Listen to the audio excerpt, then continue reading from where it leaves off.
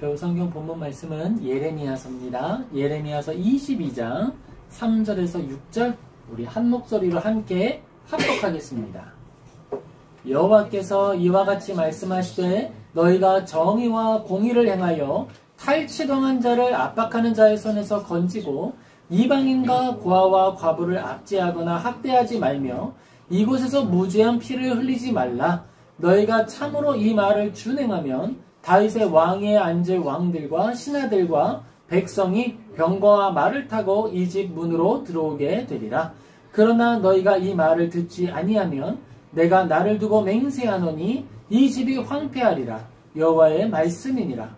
여호와께서 유다 왕의 집에 대하여 이와 같이 말씀하시니라.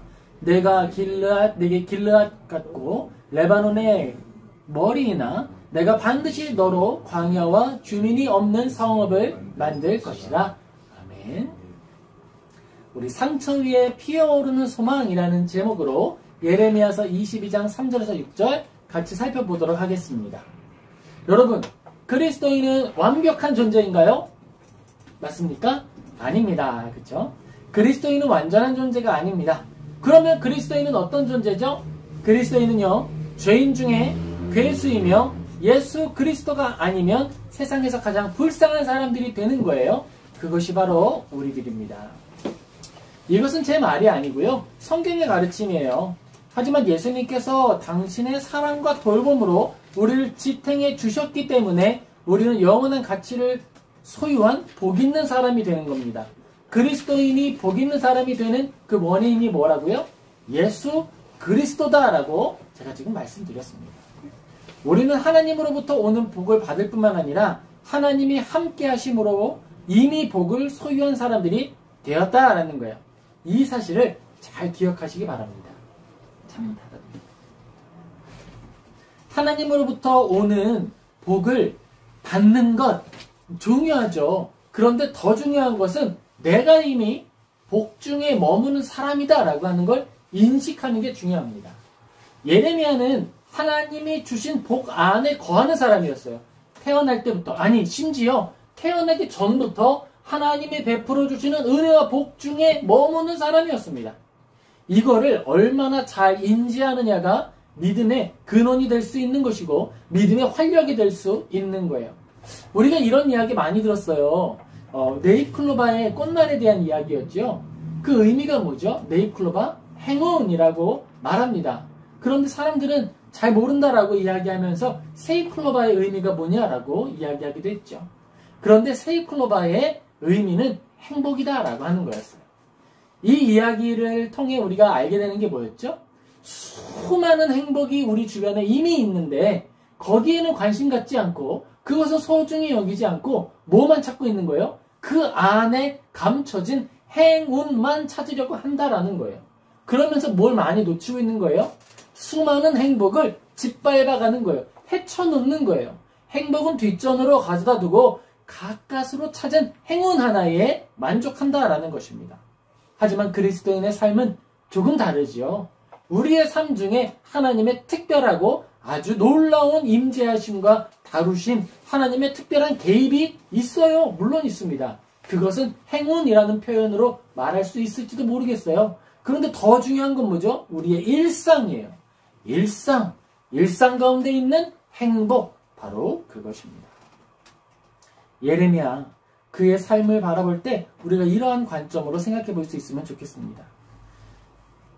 예레미야의 인생 가운데에서 하나님을 제외한다면, 그보다 더 심각한 고난을 감당하셨던 예수님을 제외한다면 예레미야는 어떤 사람이죠? 세상에서 가장 불행한 사람이에요. 그가 살았던 모든 시대 중에 가장 불행한 사람이고요. 가장 무능력한 선지자입니다. 그런데 예수님께서 임하셨고 예수님께서 예레미야보다 더 어려운 사명의 길을 감당하셨고 심지어 예레미야를 통해 예수님의 그 고난당하심의 예표를 이루신 모습으로 본다고 하면 예레미야의 모든 삶은 영광 중에 영광이고 의미와 가치가 무한한 사람이 되는 거예요. 하나님이 그를 들어 사용하셨고 하나님이 예레미야를 통해 약속을 이루시는 하나님을 우리에게 보여주셨습니다. 또 예레미야는 어떤 삶을 살았죠? 그는 비록 어두움을 많이 경험했어요. 사람들이 가지고 있는 악한 의도와 계획이 예레미야를 짓눌렀고 억압했고 심지어 억울하게 그를 괴롭히는 일을 성공하기도 했습니다. 그런데 예레미야가 감당했던 그 모든 어려움을 통해 예레미야가 정당했다라는 것, 그리고 예레미야가 감당했던 어두움을 통해 그 시대가 얼마나 더럽고 그 시대가 얼마나 부패했는지가 드러나게 된 거예요. 그러므로 그가 감당했던 인생은 정말 탁월한 인생이 된 것입니다. 그것은 마치 리트머스 시험지가 물에 담궈짐으로써 산성인지 알칼리성인지를 판별했던 것과 같이 예레미야라고 하는 인생이 그 시대에 담궈짐으로써 그 시대의 오염 정도를 판별하는 척도가 됐다라는 거예요. 지극히 부패했고 지극히 타락해서 도저히 갱생 가능성이 없는 시대다라고 하는 것을 예레미야의 삶을 통해 우리가 확인하는 것입니다. 우리의 삶은 어떨까요? 마찬가지입니다. 특별히 우리가 무능하고 무력하고 연약한 자리에 머물러 있다면 우리 주변을 둘러싸고 있는 소위 권력 있는 자들이 얼마나 함부로 대하는지 모릅니다. 죄를 짓고도 덮으려고 하고요. 자기들이 가지고 있는 명백한 악에 대하여서도 얼마나 많은 험담과 잘못된 말들로 도리어 더러움을 우리에게 덮어 씌우려고 하는 어려움을 경험하게 되지요. 그런데 그게 억울한 일이 아니라 뭐라는 거예요? 시대를 내가 평가하게 된다는 거예요. 나의 인생을 통해 이 시대의 오염 정도가 측정되었다라는 것입니다. 그러므로 하나님이 연약한 자, 고아와 과부를 향해 하신 말씀이 있는 거예요. 너희 중에 가난한 자에게 음식을 나눈 자가 있느냐? 바로 그에게 한 것이 누구에게 한 것이다? 나에게 한 것이다. 여기서 나는 누구예요? 예수 그리스도님을 말씀하시는 거죠. 나 예수에게 한 것이다 라고 말하는 거예요. 누구든지 가장 낮은 자에게 냉수 한 컵이라도 대접한 자가 있다면 그는 그의 상급을 영원히 잃어버리지 않을 것이다 라고 예수님이 말씀하셨습니다. 왜 그렇게 말씀하시는 거죠? 그 베푸는 것, 그 사랑, 그 나눔, 그 긍휼을 누구를 향한 것이라고 인정해 주신다는 거예요? 하나님을 향한 것이도록 판별해 주시겠다는 거예요. 인정해 주시겠다는 거예요. 인준해 주신다는 거예요. 그러면 우리의 인생 또한 마찬가지입니다. 우리가 낮아진 때에 우리는 기억하는 거예요. 내가 낮아진 만큼 하나님이 나를 들어 쓰셨구나라고 하는 걸 알게 되는 것입니다. 그리스도인의 낮아짐이 왜 영광이냐? 바로 그러한 부분이 있다는 거예요. 내가 시대의 공의를 측정하는 것이고 시대의 정의를 측정하는 도구가 된 거예요. 그러니까 영광이죠. 우리는 그러한 방식으로 하나님의 뜻을 담아내며 살아가는 것입니다. 예레미야서 22장 우리 같이 살펴볼 텐데요. 3절 함께 읽겠습니다. 여호와께서 이와 같이 말씀하시되 너희가 정의와 공의를 행하여 탈취당한 자를 압박하는 자의 손에서 건지고 이방인과 고아와 과부를 압제하거나 학대하지 말며 이곳에서 무죄한 피를 흘리지 말라. 아멘. 이방인과 고아와 과부는 어떤 사람일까요? 그를 위해서 변론을 쓸 사람이 없는 걸 말하는 거예요. 그 사람을 향해서 억울한 일을 행동하고 그 사람을 찾아가서 뺨을 착 때려도 누구도 그 사람을 대신해서 너 왜 그랬어? 너 왜 그렇게 행동했어? 네가 한 게 정당한 일이야? 법대로 한 게 맞아? 올바른 게 맞아? 라고 말해줄 사람이 없다라고 하는 거예요. 그러니까 사람들이 함부로 대하는 거죠. 아무렇게나 대하는 거예요. 그래 놓고서도 두려운 줄 모릅니다. 하나님이 함께 하신다라고 하는 걸 모르는 거예요. 이방인과 고아와 과부를 보호하는 자가 누군 줄 알아? 나야 나. 하나님이 말씀하시는 거죠. 그게 바로 나다. 여호와 하나님이다 라고 말씀하시는 거예요. 너희들이 그렇게 하찮게 여기고 너희들이 그렇게 억울하게 대하였던 바로 그가 하나님의 사람이며 하나님이 다루는 자이며 하나님이 아끼는 자다라고 하나님이 말씀해 주시는 거예요. 그러니까 또 어떻게 하라고요? 조심해라. 누구를 대할 때? 이방인과 고아와 과부를 대할 때 특히 조심해라. 왠 줄 알아? 그는 내가 보호자야. 그들에게는 직접적 보호자가 없다고 생각하지 육체적 보호자, 혈연적 보호자가 없다고 생각하지 아니 있어. 누군 줄 알아? 그게 바로 나야. 하나님이 보호증인이 되어주시는 거예요. 이게 우리가 갖는 평안의 근거입니다. 사람들이요 우리가 걸어가면요 그리스도인이 잘 산다 못 산다 이거 어떻게 판별되는지 아세요? 우리가 만만하게 여김을 대하면요, 그건 우리가 잘 살고 있다는 거예요. 그리스도인이 어디 갔는데 빳빳해가지고 사람들이 되게 힘들게 대하고 가까이 오기를 꺼려하고 그러면요, 좀 고민해야 돼요. 내가 잘못 살고 있는 거라고 생각해도 되는 거예요. 왜냐면 그리스도인은 낮아진 존재지 높아진 존재가 아니거든요. 제가 어디 다니면서 목을 이렇게 탁 해가지고 양복 탁 입고 이렇게 거들먹거리면서 다니면 누가 찾아와가지고 쉽게 이야기를 하겠어요. 어려워하지. 그리스도인은 언제나 종의 형상을 하는 거죠. 지금 저는 그럼 왜 그렇게 옷을 깔끔하게 입었어요? 지금은 하나님 앞에 서는 시간이니까 하나님께 정중한 모습으로 나아가기 위해서 내가 가진 옷 중에 제일 좋은 옷을 다리고 빨아서 깨끗하게 해가지고 하나님 앞에 서는 거예요. 밖에 나갈 때는요, 거기에 합당한 옷을 입어야죠. 특별히 언제든 섬길 수 있는 옷을 입는 거죠. 하나님이 우리의 마음 가운데 함께 하시면서 우리가 업신여김을 당할 때 툭툭 두드리면서 말씀해 주시는 거예요. 내가 네 보호자야. 알지? 여러분, 우리가 유튜브를 통해서 요즘에는 내가 경험하지 못하는 삶의 자리에 사는 사람들을 만나게 됩니다. 저는 그때 유튜브의 선 기능 중에 하나라고 생각을 해요. 그런데 그 사람들 중에 또 이런 경험들을 보게 되죠. 유튜브를 통해서 의도하지 않은 많은 재물을 얻는 사람들을 보게 됩니다. 내가 능력도 없고요, 그렇게 수고하지도 않았는데 큰 돈을 경험하는 거예요. 그때 뭐가 드러나냐 하면 그 사람의 됨됨이가 드러납니다. 그 사람이 평소에 어떤 걸 생각했는지가 드러나게 됩니다. 재정을 업신여기며 다루는 사람이 있고요, 그게 나에게 찾아왔을 때 두려워하는 마음으로 흘려보내는데 정신없이 하는 사람들이 있어요. 그걸 통해서 우리는 사람의 마음의 형태를 조금 더 더듬어 보게 되는 것 같아요. 그리스도인이 사는 방식도 마찬가지죠. 그리고 그들도 하나님 앞에서 나아갈 때 언제나 기억하고 있는 게 있다라고 하는 걸 우리가 아는 거예요. 유튜브 하는 사람들이 돈이 많이 생겼다고 해서, 자기를 따르는 인기가 많아졌다고 해서 함부로 행동하지 않는 이유가 뭐죠? 인기가 많다는 건 뭐예요? 나를 보고 있던 사람이 많다라고 하는 것 때문에 행동을 조심하죠. 그럼 그리스도인은 어떻죠? 우리를 바라보는 분은 한 분이에요. 시청자가 한 분이죠. 늘 우리의 시청자는 한 분이에요. 그런데 그분은 어떤 분이에요? 전능자예요. 그러니까 우리는 그 한 분의 시청자, 우리의 삶을 바라보시는 그 하나님을 앞에서 살아가는 거예요. 언제나 녹화 중이에요, 여러분. 카메라 좀 꺼봐, 카메라 좀 꺼봐. 지금 나 얼굴이 좀 개판인데 카메라 좀 꺼봐. 이게 아니고요, 언제나 생방송이에요. 우리의 인생은 언제나 생방송입니다. 끊고 다시 갈게요. 녹화 다시 하겠습니다. 이런 거 없습니다. 언제나 라이브. 유튜브라고 하는 것을 생각하고 또 묵상하게 되는 경험이 많죠. 왜냐하면 특별히 우리가 요즘에 사역의 현장에서는 온라인 사역이 또 중심이 될 경우가 많기 때문에 묵상을 해보는 거예요. 그러면 하나님을 묵상하게 돼요. 하나님 앞에서는 방송을 켜고 끄는 것이 없구나. 항상 좋은 것만 보여드리고 싶은데 그런 것이 아니라 언제나 우리의 모든 것을 보시는 거다라고 하는 걸 기억하게 됩니다. 말씀을 조금 더 살펴보겠습니다. 예레미야서 22장 15절에서 16절 같이 읽겠습니다.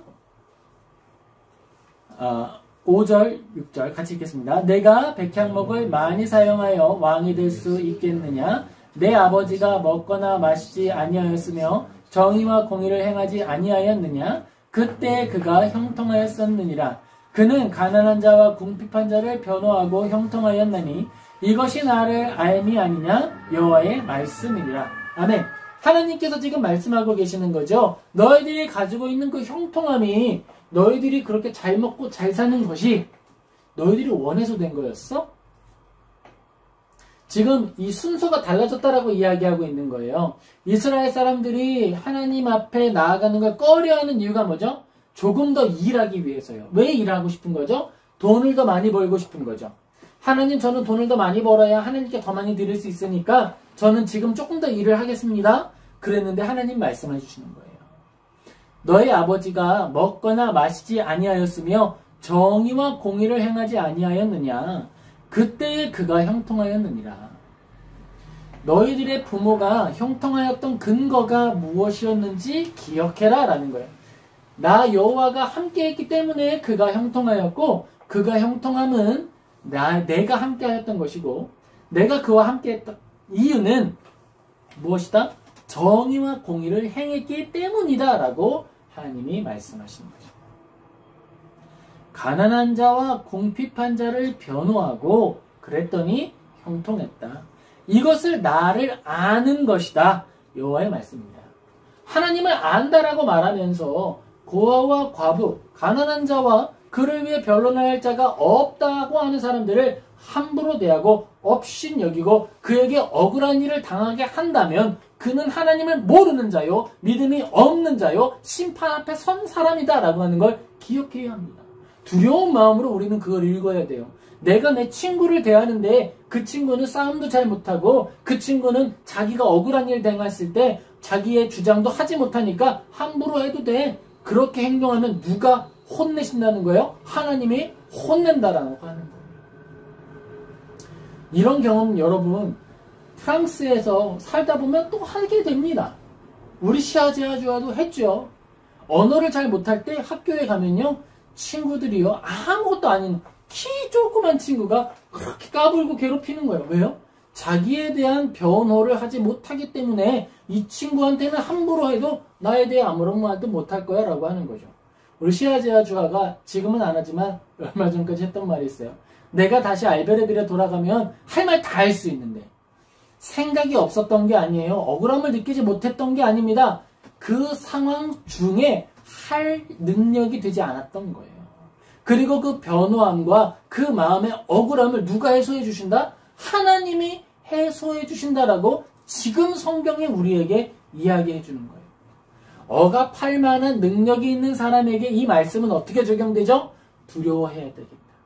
내가 방송인으로서 내 시청자들 앞에서 행동거지를 조심해야겠다라고 하는 모습으로 하나님 앞에서 나의 행동거지를 조심해야겠다라고 하는 방식으로 적용되죠. 억울한 일을 당하는 입장, 고아가 된 입장과 과부가 된 입장과 어린아이가 되었고 이방인이 된 입장에서는 어떻죠? 위로가 되는 거예요. 하나님이 우리를 지켜주시는구나. 하나님이 우리의 억울함을 풀어주시는구나. 하나님이 나를 기억해 주실 것이구나. 오직 나의 주인이시며 나의 위로자이시며 나의 왕은 하나님이시구나. 이걸 기억하게 됩니다. 그것이 바로 우리의 영광입니다. 우리 시아제아주아가 어려운 일 당해서 돌아오며 체박하며 너무 아팠어요. 그때마다 성경을 묵상하면서 기도하는 마음이 들었습니다. 하나님 아시지요? 하나님이 채워주세요. 그리고 우리와 함께 하시는 우리 모든 지금 지체들도 마찬가지죠. 하나님 우리 지체들을 지켜주세요. 하나님 우리 지체들 가운데 함께 해주세요. 그들이 경험하고 있고 또 그들의 삶에 채워가고 있는 그 낮아짐, 그 연약함, 그 변론치 못하는 마음의 억울함을 주님이 알아주시고 채워주시고 치료하여 주옵소서라고 기도하는 것입니다.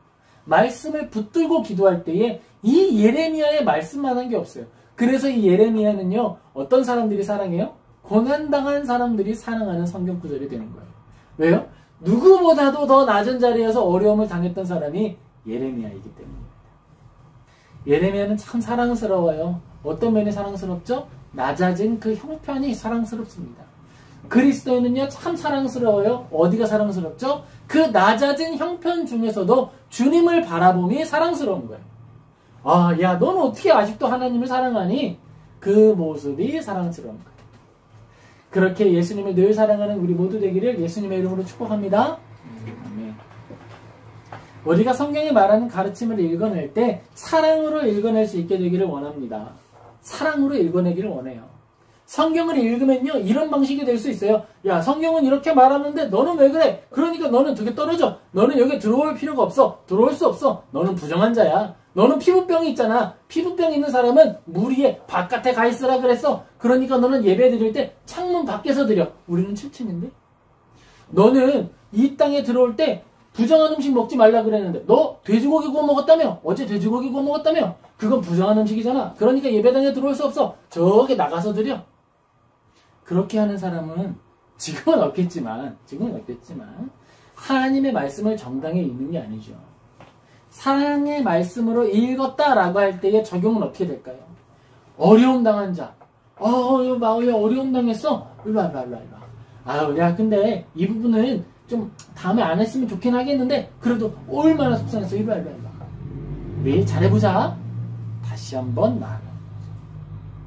그것이 바로 사랑의 언어로 성경을 읽어가는 방식이에요.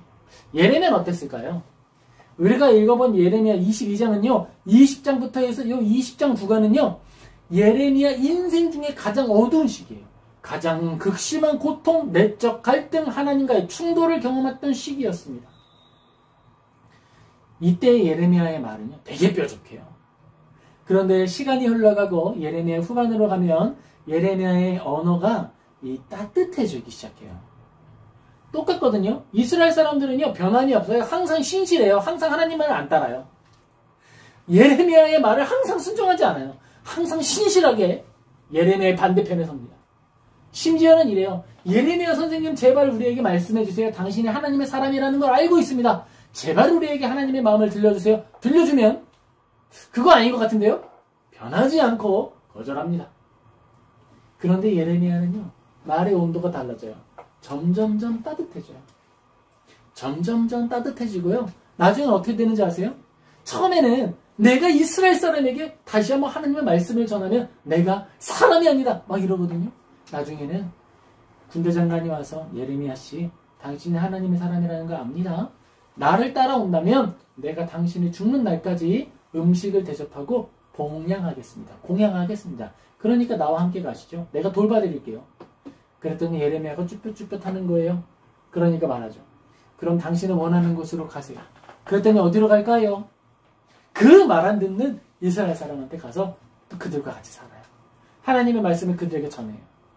예레미야는요, 이 상황을 통해서 점점점 하나님을 닮아가고 하나님의 말씀을 따뜻하게 전하는 사람으로 변해가기 시작합니다.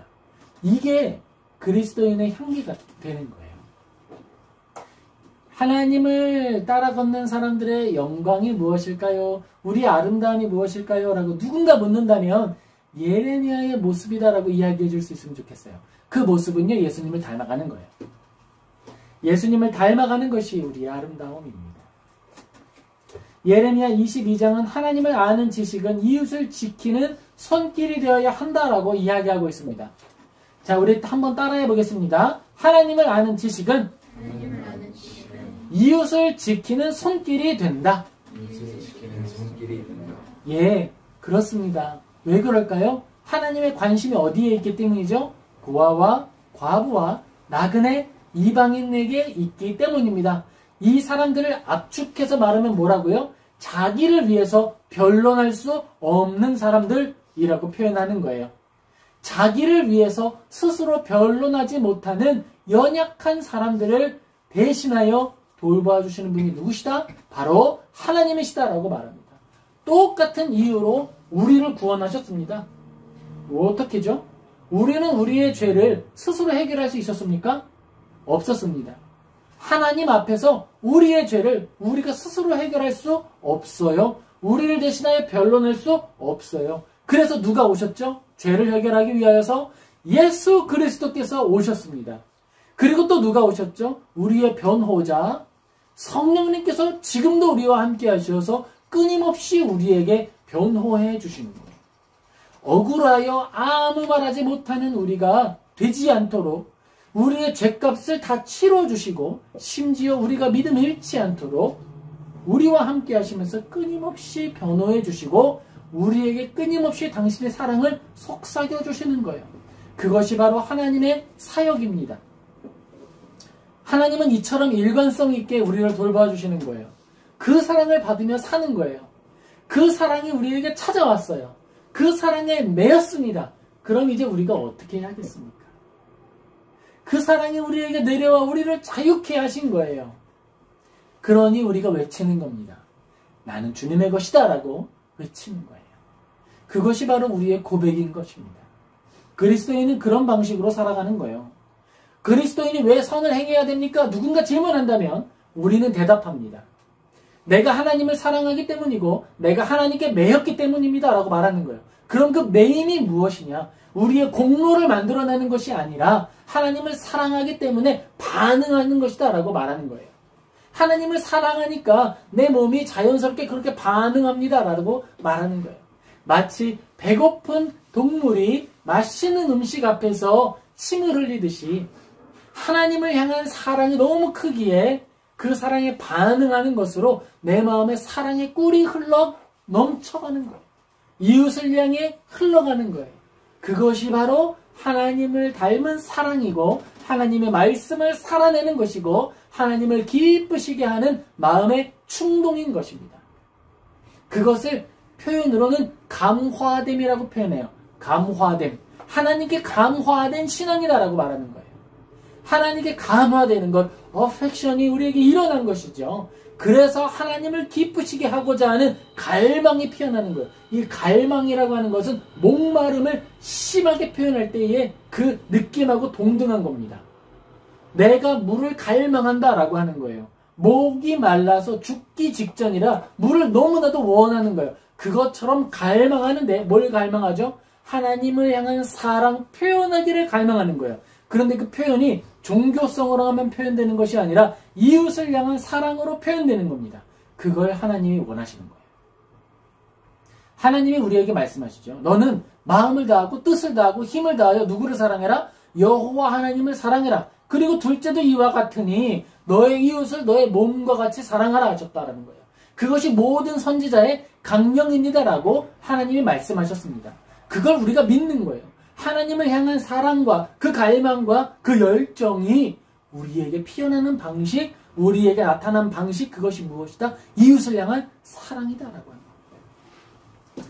여러분, 우리가 참 이걸 잘 기억했으면 좋겠어요. 우리가 늘 질문하죠. 하나님 뭘 원하세요? 하나님을 기쁘시게 하는 방법이 뭘까요? 하나님 제게 알려주세요. 하나님 기쁘시게 하기를 원합니다. 알려만 주신다면 제가 하나님을 기쁘시게 하겠습니다. 막 그래요. 그런데 하나님은 늘 말씀하세요. 이웃을 사랑해라. 이웃을 사랑해라. 나를 사랑하고 나를 사랑하는 만큼 그리고 너를 사랑하는 만큼 이웃을 사랑해라 라고 말하는 거예요. 근데 여기서 또 감동인 게 만약에 하나님을 사랑하는 만큼 이웃을 사랑해라 라고 했으면 우리는 자기 착취적으로 이웃을 사랑했을 거예요. 나를 막 훼손하고 나를 막 깎아내고 나는 아무렇지도 않게 버려둔 상태로 나는 저기 멀리 두고 이웃만 사랑했을지 몰라요. 그런데 하나님 말씀하시는 거예요.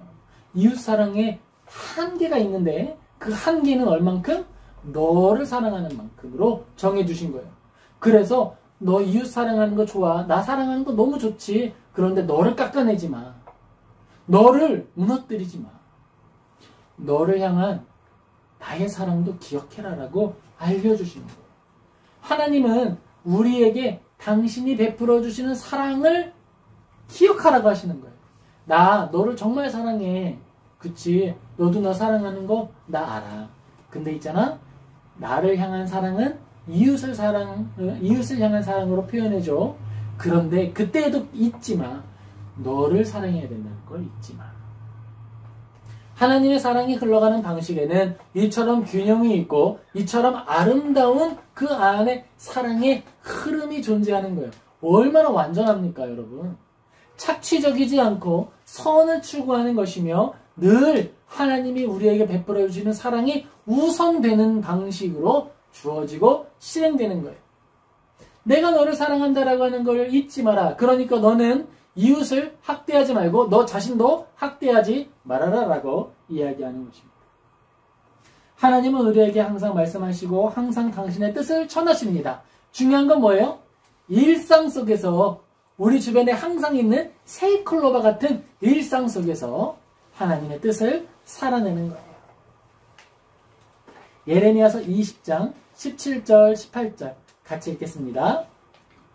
이는 그가 나를 태에서 죽이지 아니하였으며 나의 어머니를 내 무덤이 되지 않게 하였으며 그가 배가 부른 채로 항상 있게 하지 않게 하신 까닭이로다. 어찌하여 내가 태에서 나와서 고생과 슬픔을 보며 나의 날을 부끄러움으로 보내는고 하니라. 예레미야가 처음부터 믿음이 좋았을까요? 예레미야가 처음부터 하나님과 친밀했을까요? 아니요, 여러분. 아닙니다. 예레미야의 고백이에요.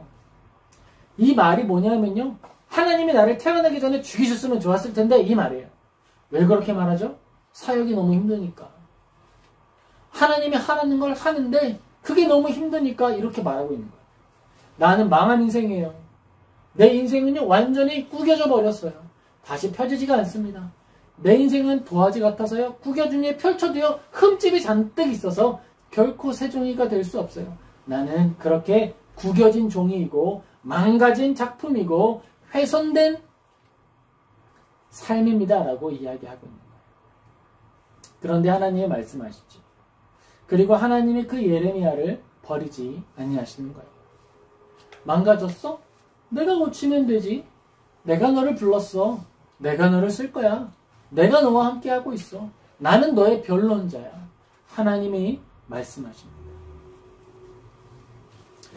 우리가 하나님의 일을 살아내고 섬길 때 기억해야 하는 것이 있습니다. 여러분, 하나님께서 과부를 칭찬하셨어요. 그 과부는요, 하나님의 말씀을 사모하여서 헌물을 했는데 얼마 했을까요? 2렙돈을 했어요. 2렙돈을 이제 헌금을 했는데 예수님이 그를 칭찬하셨습니다. 그 칭찬이 큰 돈을 헌금했기 때문에 칭찬한 게 아니다라고 하는 거 우리가 잘 알고 있습니다. 그럼 왜 칭찬하신 거죠? 그의 마음을 보신 거예요. 그 위대한 충성과 위대한 일성을 예수님이 칭찬하신 거예요. 여러분 바로 이거예요. 바로 여기에 우리의 세이클로바가 존재하는 것입니다. 우리의 일상에 가득한 행복, 하나님과 동행하는 방식, 그리고 하나님의 뜻이 무엇일까라고 질문하는 그 선명한 답이 여기에 있는 거예요. 우리의 일상이다. 우리의 호흡이다. 우리의 지금이다 라고 하는 것입니다. 높아진 자리에 계신가요? 그때는 기억하세요. 나를 지켜보는 분이 계시다. 하나님이 계시다. 그걸 기억하는 것이 순종하는 것입니다. 하나님의 뜻을 살아내는 것입니다. 낮아진 자리에서는 어떨까요? 누가 나를 억울하게 대하고 누가 나에게 누명을 씌우거나 누가 나를 고통스럽게 할 때는 어떨까요? 그때 또 기억하는 거예요. 나의 변론자가 하나님이시다. 하나님을 바라보며 나아가는 것입니다. 그때의 예레미야가 하나님 앞에서 믿음을 회복하기 시작하는 거예요. 제가 말씀드렸죠? 예레미야의 이야기가, 그 선포가 점점점 온도가 어떻게 된다고요? 올라간다고요. 그 예레미야의 선언의 온도가 따뜻해진다고 표현을 했습니다. 언어의 온도라고 하는 책이 있죠. 언어의 온도가 담기는데 예레미야의 언어의 온도는 점점점 올라가고 있는 거예요. 시대를 살아가다 보면 여러분 억울한 일 당하는 게 생각보다 굉장히 자주 와요. 그리고 세상에는요 3명 중 1사람은 이상한 사람이에요. 지금 우리 몇 명 모였어? 그럼 여기 몇 명? 이상한 사람은 우리의 주위에 늘 있습니다. 중요한 건 뭐예요? 그걸 내가 잘 기억하는 거예요. 살아가다 보면 이럴 수 있겠죠. 내 주위에는 이상한 사람 한 명도 없어. 정말 좋은 사람뿐이야. 그럼 뭐예요? 내가 이상한 사람일 수 있는 거예요. 잘 기억해야 하는 거예요.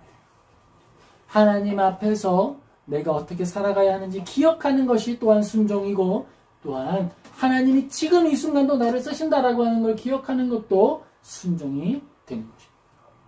예레미야서 20장 7절에서 8절 우리 같이 읽겠습니다. 여호와여, 주께서 나를 권유하심으로 내가 그 권유를 받았사오며 주께서 나보다 강하사 이기셨으므로 내가 조롱거리가 되니 사람마다 종일토록 나를 조롱하나이다. 내가 말할 때마다 외치며 파멸과 멸망을 선포함으로 여호와의 말씀으로 말미암아 내가 종일토록 치욕과 모욕거리가 됨이니이다. 제가 프랑스에 와서 지금까지 계속 한결된 설교를 하고 있어요. 뭐냐면요, 낮아진 이후에 높이신다라고 하는 거예요. 근데 기도를 하면 할수록 계속 그래요. 낮아진 후에 높이신다. 근데 지지난 송구영신인가 찾아오셨던 한 분이 그런 얘기를 하셨어요. 목사님이 더 낮아질 때가 어디 있으세요? 이미 충분히 낮아지셨는데 근데 그렇게 계속 설교하시냐고 이야기를 한 거죠. 그런데 지금도 마찬가지. 낮아진 후에 높여주실 것이다. 지금 저도 묵상합니다. 내가 더 낮아질 때가 있을까? 여러분, 낮아지면 끝이 없고 바닥이 더 있다는 것을 늘 새롭게 깨닫고 있습니다. 예레미야가 그 얘기를 하고 있는 거예요. 예레미야가 겪는 어려움의 근거가 뭐다? 하나님의 말씀대로 살고 하나님의 말씀을 적용했더니, 하나님의 말씀을 선포했더니 그게 나에게 어려움이 됐다라고 하는 거예요. 근데 예레미야가 할 일이 뭐예요? 하나님의 말씀 전하는 거잖아요. 여러분도 마찬가지예요. 사람들이 이야기할 수도 있는 거예요. 야, 다른 사람 돕고 섬기기 전에 뭐부터 해라? 너부터 돌봐라, 임마. 라고 말할 수 있어요. 근데 그때 우리 똑같이 행동하는 거예요. 예레미야의 말, 예레미야가 했던 것과 똑같이 하는 거예요. 야, 너는 맨날 파멸만 선포하냐? 너는 맨날 심판만 선교하냐? 좀 좋은 말 좀 해봐. 근데 예레미야가 말하죠. 하나님이 이거 말하고 하라고 하시니까 이걸 말하지. 내가 다른 걸 말할 게 없는데 어떡해요. 우리도 마찬가지. 하나님이 이웃을 사랑하라고 하셨는데 이웃을 사랑해야지 어떡해요. 이렇게 말하는 거예요. 그게 일상의 적용이고 하나님이 기뻐하시는 일을 하는 거예요. 하나님이 기뻐하시는 일이 무엇입니까? 알려주세요. 신비한 방식으로 알려주세요. 선명한 방식으로 알려주세요. 이건 뭐죠? 지금 네이클로바 찾으려고 하는 거예요. 물론 하나님이 우리 일상에 개입하셔서 놀라운 일이 일어납니다. 비행기 티켓이 막 구해지거나 아니면 어떤 곳에 막 가게 되거나 여러 가지 일들이 생겨날 수 있어요. 그런데 그건 아주 특별한 어떤 일이지 일상이 아니에요. 하나님의 일하심은 호흡과 같이 동행하는 거예요. 하나님의 말씀을 살아낸다고 하는 것은 우리의 일상을 하나님과 함께하는 것을 말하는 것입니다. 그리스도인은 하나님 앞에서 하나님과 함께 살아가는 존재다라고 하는 것을 기억하시기 바랍니다. 하나님의 말씀을 기억하며 나아갈 때 하나님이 우리를 기뻐하시는 거예요. 여러분, 예레미야 22장은 예레미야가 경험했던 가장 어려운 시기를 담아내고 있는 거예요. 그때 우리가 읽어내야 하는 건 무엇일까요? 예레미야가 얼마나 억울했을까? 거기에 초점을 맞추는 게 아닙니다. 하나님이 예레미야를 어떻게 회복시키는가? 거기에 집중하는 거예요. 하나님은 예레미야를 찾아가서 막 설득하거나 그러지 않으셨어요. 어떻게 하시죠? 더더욱 그의 말씀을 알게 하시고 더더욱 그의 마음을 부어주시는 거예요. 그리고 예레미야가 상황이 어려워지고 고통 중에서 하나님 앞에 회복을 어떻게 경험했는지를 읽어내는 겁니다. 어떻게 회복이 되었죠? 하나님 너무 싫어요. 하나님 말씀 전하기 싫어요. 하나님 너무너무 불편해요. 제가 안 태어났으면 더 좋았을 텐데 왜 태어나게 하신 거예요? 하나님 미워요. 그럴 때 예레미야가 한 게 있어요. 뭐죠? 하나님을 안 떠났어요. 하나님 앞에서 불평하고요. 하나님 앞에서 떠들고요. 하나님 앞에서 하나님을 붙들고 엉엉 울었습니다. 그런 방식으로 회복되는 거예요. 불완전함 속에서 완전함으로 나아가는 거예요. 그리스도인은 그겁니다.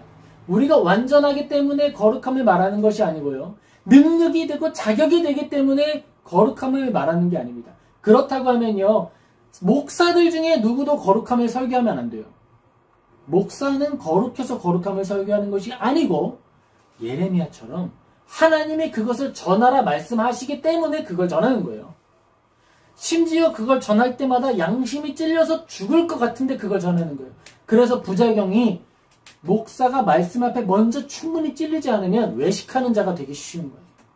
나는 거룩해, 그러니까 이 말씀 전할 수 있어 라고 말하면서 수많은 죄를 짓는 그런 외식하는 자가 될 수 있는 거예요.